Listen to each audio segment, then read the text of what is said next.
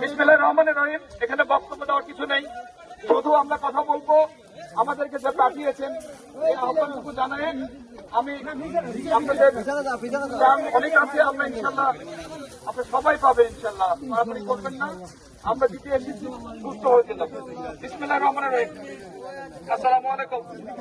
সুপ্রিয় এলাকাবাসী, আমাদেরকে পাঠিয়েছেন দেশনেত্রী বেগম খালেদা জিয়া। উনি এই এলাকারই মেয়ে, এই এলাকারই সন্তান।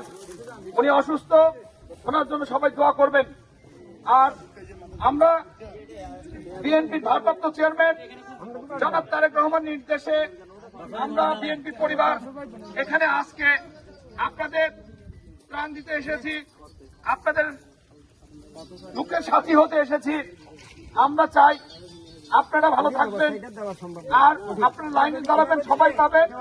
আর আমরা বিএনপি পরিবারের পক্ষ থেকে আবারও শুভেচ্ছা, সবাইকে আন্তরিক অভিনন্দন জানিয়ে আমি আমার বক্তব্য শেষ করছি। আল্লাহ হাফেজ, বাংলাদেশ জিন্দাবাদ।